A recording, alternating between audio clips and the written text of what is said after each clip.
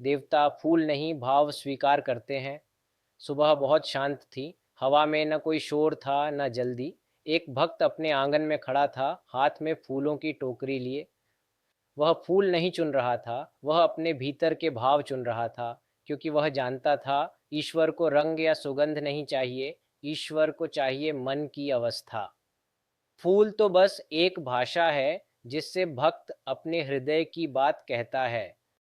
भक्त सबसे पहले विष्णु मंदिर की ओर बढ़ता है, हाथ में है एक ताज़ा कमल। वह जानता है कि भगवान विष्णु को कमल क्यों प्रिय है।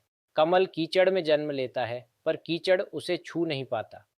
और यही जीवन का सबसे बड़ा धर्म है, संसार में रहो पर संसार को अपने भीतर मत बसने दो।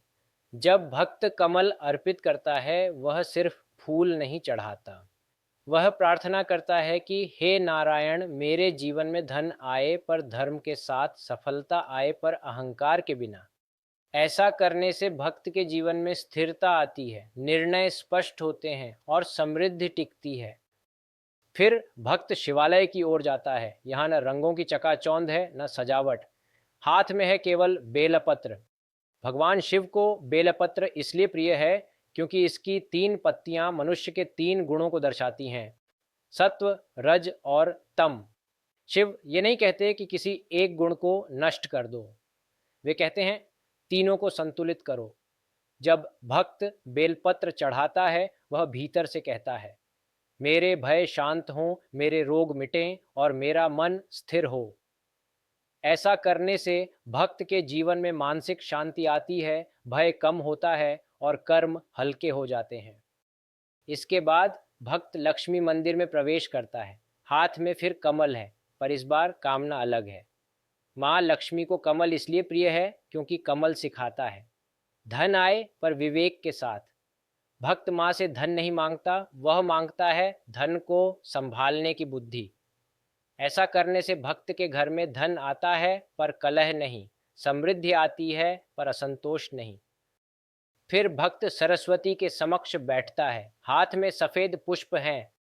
माँ सरस्वती को सफ़ेद रंग इसलिए प्रिय है क्योंकि सफ़ेद रंग अहंकार रहित ज्ञान का प्रतीक है। भक्त प्रार्थना करता है, माँ ज्ञान देना पर मुझे बड़ा मत बनाना। ऐसा करने से बुद्धि शांत होती है, वाणी मधुर होती है और निर्णय सही दिशा में जाते हैं। फिर आता है शक्ति का स्थान। भक्त के हाथ में लाल गुड़हल है। माँ काली को लाल पुष्प इसलिए प्रिय है क्योंकि लाल रंग डर पर विजय का प्रतीक है, यह अर्पण साहस का है। भक्त कहता है, माँ मेरे भीतर का डर समाप्त कर दो। ऐसा करने से भक्त को आंतरिक शक्ति मिलती है, नकारात्मक प्रभाव दूर रहते हैं। अंत में भक्त गणेश जी के सामने रुकता है, हाथ में दूर्वा है, सरल पर प्रभावशाली। भगवान गणेश को दूर्वा इसलिए प्रिय है क्योंकि वह सिखाती है, सरलता में ही सिद्धि है।